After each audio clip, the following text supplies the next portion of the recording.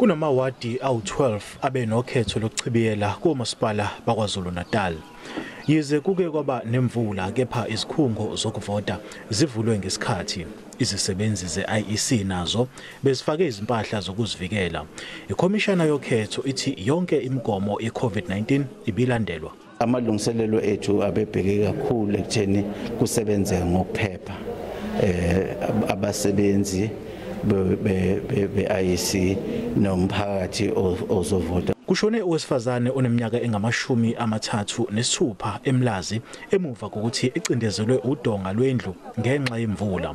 Abantu ke bayile esikhungweni zokuvota yize belina kwezinye izingxenye zesifundazwe. Si-activate i-team yethu yaka-disaster across i-province ukuthi njengoba lelina kangaka libheke konke ama-district ukuthi engabikho abantu abazo-affectwa yama-floods. Kusenjalo amaqembu ezombusazwe abephume ukugcina ukuzama ukunxenxa abavoti eMtubatuba.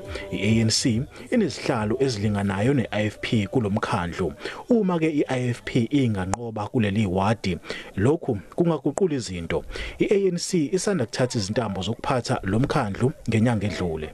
Benze sesiwenzile kule wadi mkhulu kakhulu nanokuthi sesikwazile ukutshengisa abantu baseMtuba ngalesi sikhashana esincane sibe naso sokuthi sinikezwe ithuba lokuthi sihole umasipala. Simbonile umeya ehamba emitha kanye nomama abadayisa emgwaqeni, sibonile indawo zifakwa ugesi, sibonile ezinye zeindawo zilethelwa idingo nqanga abayidingayo abantu okuyizinto ebekade sezime isikhathi esithile. Uma ke i-IFP iphumelele ukulwina lolu khetho, sinalo ithemba lokuthi inhlelo ebekade kwezamakhandlela ezingeni leward zizoqhubeka zenzeka njengalokho zazimile. Inhlelo ebezenziwa noma zihleliwe ezingeni likamasipala. Umsebenzi wethu ukuthi silungise siqhubekele ukwenza umasipala waseMtubatuba nobantu baseMtubatuba bathole okuyizidingo nqangi abazideservayo. I-IEC ithi yethemba ukuthi ke abantu bazoqhubeka nokuya esikhungweni zokuvota ngaphambi kokuba kuvalwe namhlanje ebusuku. NginguSimphiwe Makhanya wezindaba ze-SABC ngiseThekwini.